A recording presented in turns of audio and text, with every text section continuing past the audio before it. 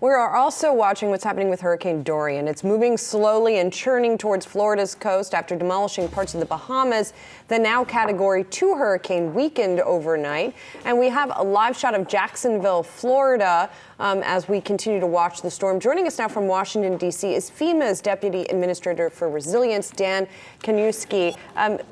Dr. Dan Kaniewski, I should say. Thank you so much for joining us. So as we watch this storm, what should people be watching for? What is FEMA watching for in terms of how you're going to prepare for the storm and then the aftermath of the storm? Well, thank you. And first of all, I have to say the ones that we want to be prepared right now are the citizens in the potential impact areas. So you're looking at of course, Florida and Georgia, but now we're looking at South Carolina and North Carolina. That's really looking like the highest potential impact areas. So those in the potential impact areas in South Carolina and North Carolina, take appropriate actions. Listen to your local officials, and if they tell you to shelter in place, get prepared now with food and water and all the essentials that you're going to need. And if you're in an evacuation zone, get out. Help us understand just how dangerous a Category 2 is compared to, say, a 3, 4, or even a 5. Well, we shouldn't pay attention to the number necessarily, because that's the wind speed, right? That's how strong the winds are. But as we saw last year with Hurricane Florence, which hit this area, hit South Carolina and North Carolina, we saw significant impacts from flooding.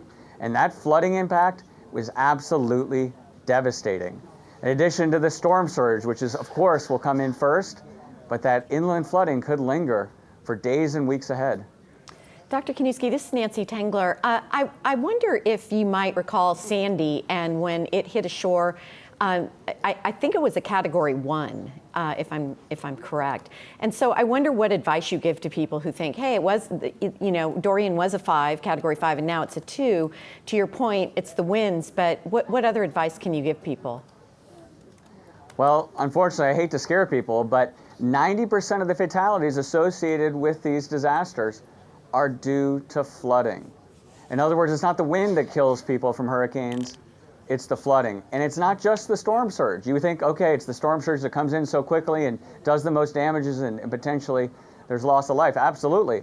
But believe it or not, the majority of the flooding deaths are inland.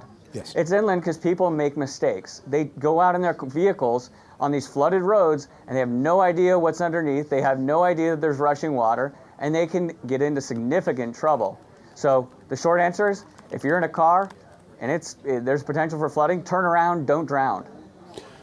Dr. Kaniewski, my question would be, do you see this pattern persisting and getting worse? I don't want to drag you into the climate debate necessarily, but it just anecdotally, these things seem to be getting worse, or is it just more coverage? Which is there a general worsening that you're seeing? Well, I've been here for 2 years. It's been a very, very busy 2 years. So I agree, it has been worse over this 2-year period.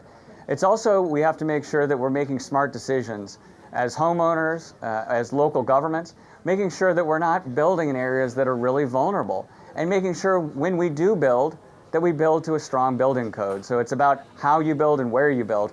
And frankly, there's a much larger percentage of the U.S. population in vulnerable areas today than there were just a few years ago. All right. Thank you so much for your perspective. Dr. Dan Kaniewski of FEMA. Thanks.